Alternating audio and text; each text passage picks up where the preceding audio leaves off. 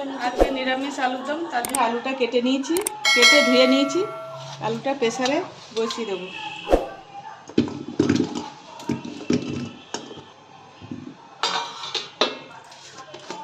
সিদ্ধ আমি নুন দিয়ে দেবো অল্প, নুনটা আলুতে তাহলে ঢুকবে, তাই জন্য আমি নুনটা দিয়ে দিলাম।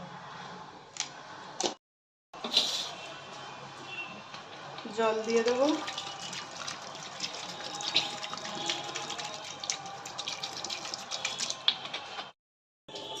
আদা বাটা, জিরে বাটা, টমেটো কুচি, ধনে পাতা। নামানোর সময় আমি গরম মশলা দেবো। কড়াইতে তেল দিয়ে দেবো।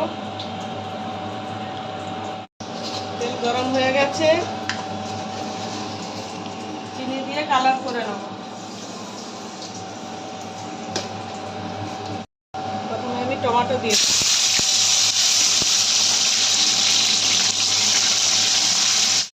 দেবো।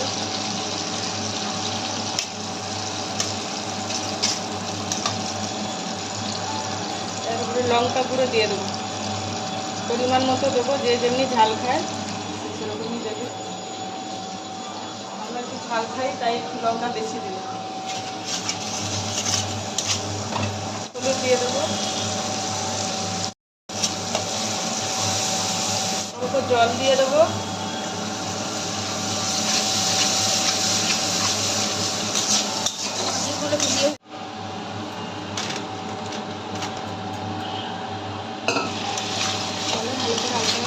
আলুটা ভালো করে কষাবো মশলার সঙ্গে।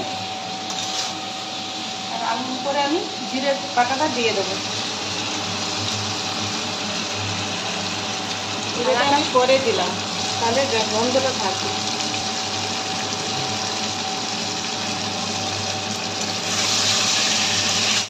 টেস্টের জন্য একটু আজিনা মটর দিলাম, টেস্ট হবে, এটা দিলে খুব ভালো টেস্ট হয়, তাই অল্প করেই দিলাম। হয়ে গেছে, আমি এবার জল দেবো, অল্প করেই জল দেবো, খুব মাখা মাখা করে করবো, গা করে।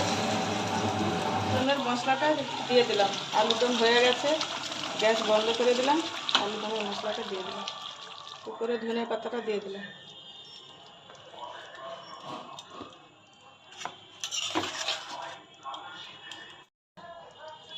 সবার শেষে আমি গরম মশলা, বাটা গরম মশলা দিলাম।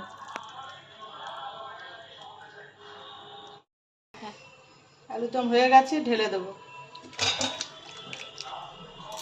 নিরামিষ আলুদম রেডি।